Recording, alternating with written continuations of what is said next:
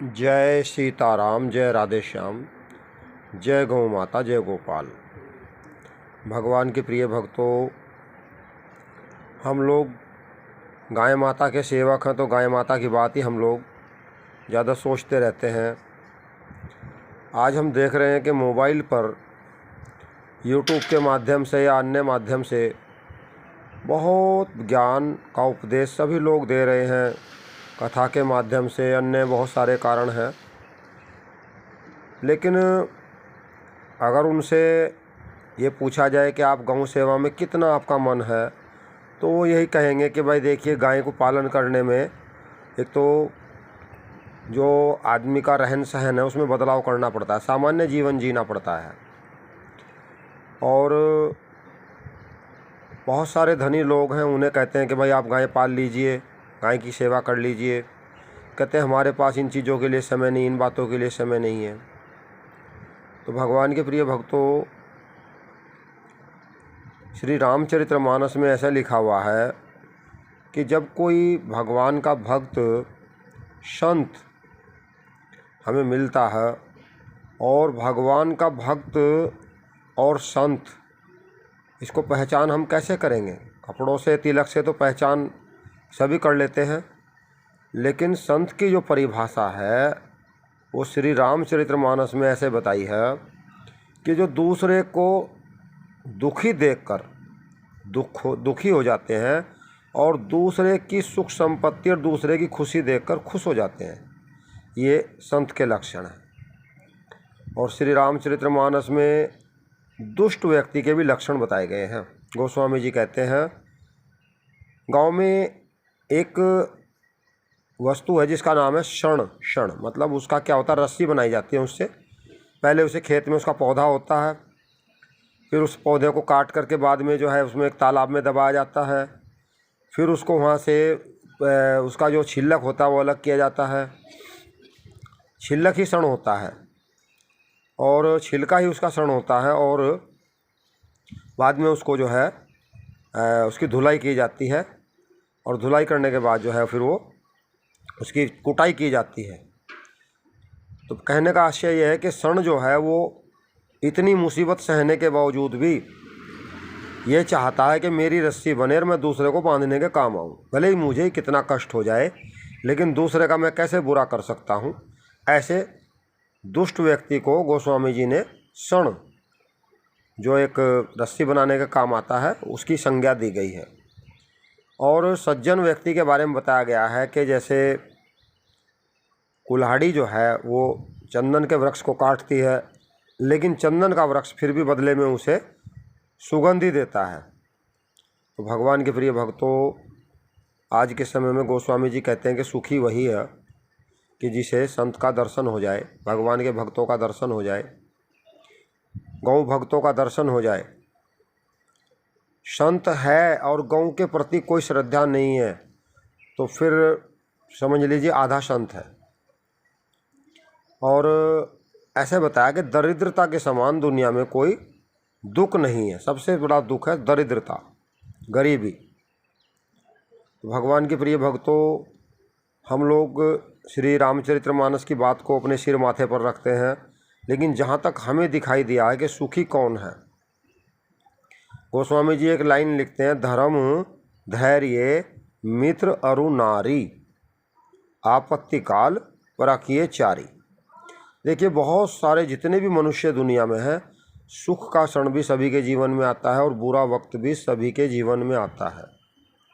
लेकिन जिसके पास समझदार स्त्री है, जिसके घर में पढ़ी लिखी नारी है, जिसके घर में धैर्यवान नारी है, जिसके पास गुणवान नारी है, और ऐसी नारी जो बोलने में बहुत ही सभ्य है, शालीन है, बोलने की उनके पास एक कला है, और उन्होंने ये कला अपने माता पिता, अपने जो उनके बड़े घर में हुए हैं, दादी जी, बाबा जी, उन्होंने उनसे सीखी है।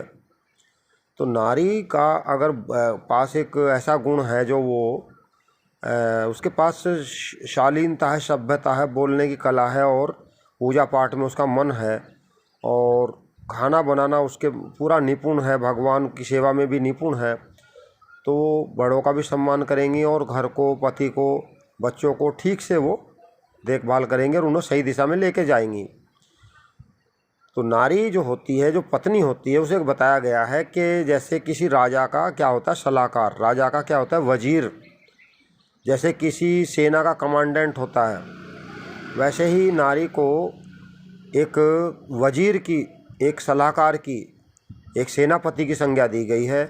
और भाइयों, जिसके पास सलाहकार अच्छा है, सेनापति अच्छा है, वजीर अच्छा है, कमांडेंट अच्छा है, वो व्यक्ति कभी दुखी परेशान नहीं रहेगा, क्योंकि वो पूरे भरोसे से जो है वो उसका जो कार्य है वो ऐसे हाथों में है जो सही सही आगे बढ़ेगा।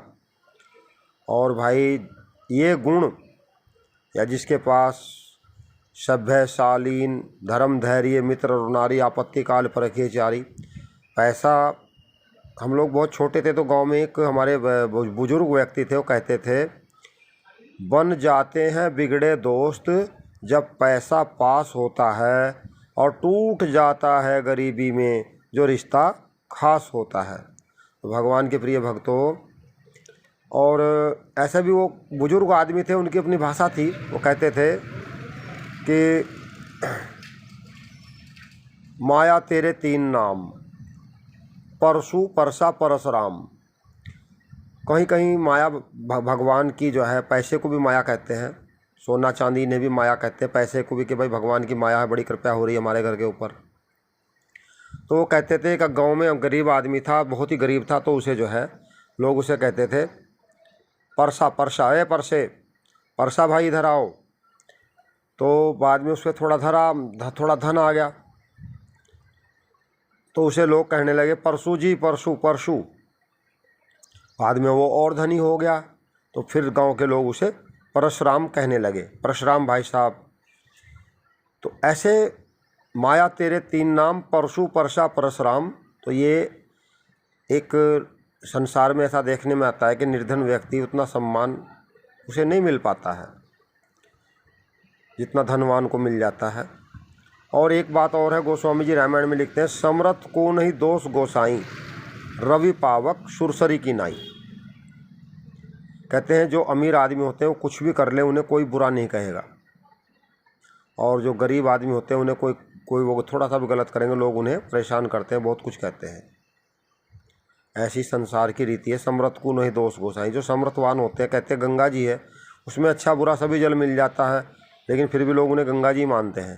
सूर्य है, अच्छा सुगंध भी ग्रहण करता है, और जहाँ पे वैसी हवा होती है उसे भी ग्रहण करता है, लेकिन उसे सब अच्छा ही कहते हैं। अग्नि में आप अच्छी चीज़ होम कर दीजिए, कुछ भी डाल दीजिए, कोई उसे बुरा नहीं कहेगा।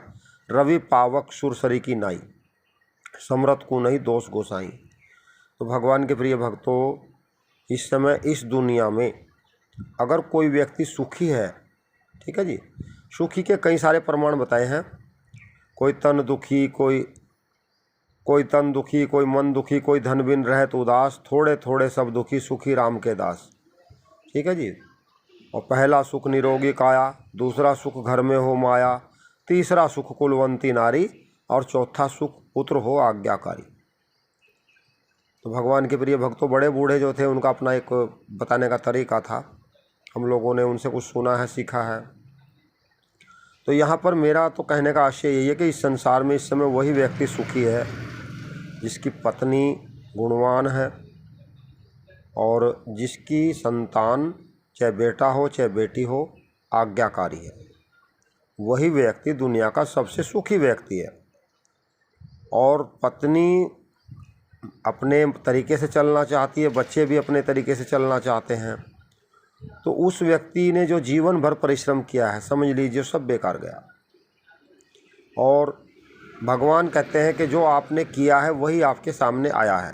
करनी का फल भरना पड़ता है व्यक्ति को, जैसा व्यक्ति बोता है वैसा व्यक्ति काटता है। गोस्वामी जी लिखते हैं करम प्रधान विश्व करी राखा, जो जस करही तसई फल चाखा। प्रधानता कहते हैं सर्वोपरि है, जैसा जो करता है वैसा ही उसको फल भोगना पड़ता है। और मनुष्य जन्म जो मिलता है वो वास्तविकता में शास्त्र में इस शरीर को बताया यातना शरीर, ये नाना प्रकार के जो हमारे पूर्व जन्मों के, इस जन्म के जो हमारे कर्म हैं उसे भुगतने के लिए हमें शरीर मिला है। ये शरीर है, जैसे कहते हैं कर्म, या ये देश है कर्म भूमि, अन्य देश जो है वो क्या भोग भूमि है। वैसे ये शरीर जो है अगर हम इसे कर्म क्षेत्र में ले जाएं, अपने कर्म को सही कर लें, तो भगवान हमारे ऊपर कृपा करते हैं, हमारे दुखों को भी कम कर देते हैं और धीरे धीरे हमें ऐसा लगता है, उमा कहूँ मैं अनुभव अपना, सत हरि भजन जगत एक सपना। इसने मुझे वो दिया, मैंने उससे ये लिया, उसने मुझे ये कहा, मैंने उसे ये कहा, इसने मेरा भला किया, उसने मेरा बुरा किया, मैंने उसके साथ इतना अच्छा किया, उसने मेरे साथ बुरा किया। ये बातें तब तक ही चलती रहेंगी जब तक हम लोग भगवान को आत्मसमर्पण नहीं करते। आजकल मैं देख रहा हूँ, आजकल एक डॉगी कल्चर चल रहा है। जिन घरों में पहले गाय पाली जाती थी उन घरों में कुत्ता पाला जा रहा है। कलयुग का प्रभाव है, भागवतम की भविष्यवाणी है कि कलयुग में कुत्ते बहुत ज़्यादा होंगे और बहुत सारी भविष्यवाणी जो यहाँ पर नहीं बताई जा सकती हैं। 5000 साल पहले ऐसी भविष्यवाणी की है जो आज प्रत्येक सामने सच दिखाई दे रही है। इससे पता लगता है कि वास्तविकता में जो समय चल रहा है वो कलयुग ही है। भगवान के प्रिय भक्तों, आप सभी भगवान की शरण ग्रहण करें और उनका नाम का जो है मुख से जाप करें, उनकी लीलाओं का श्रवण करें और जो हुआ उसे भी अच्छा ही माने। श्री भगवत गीता में लिखा हुआ है, जो हो रहा है वो भी अच्छा ही हो रहा है और जो होगा वो भी अच्छा ही होगा, और हर हाल में ईश्वर का धन्यवाद अदा करें। आपकी बहुत बहुत कृपया, आपका बहुत बहुत एहसान, आपका बहुत बहुत हम लोग आभारी हैं। ऐसे भगवान को कहते रहें। और अब कछु नाथ न चाहिए मोरे, दीन दयाल अनुग्रह तोरे। हे भगवान, मुझे कुछ नहीं चाहिए, आपका दिया सब कुछ है। जब हम भगवान को ऐसे कहते हैं तो भगवान प्रसन्न होते हैं और हमारी सभी मनोकामनाएं पूरी करते हैं। जय जय सीताराम, जय जय राधे श्याम, जय गौ माता, जय गोपाल। चैनल को सब्सक्राइब करें, वीडियो को लाइक करें।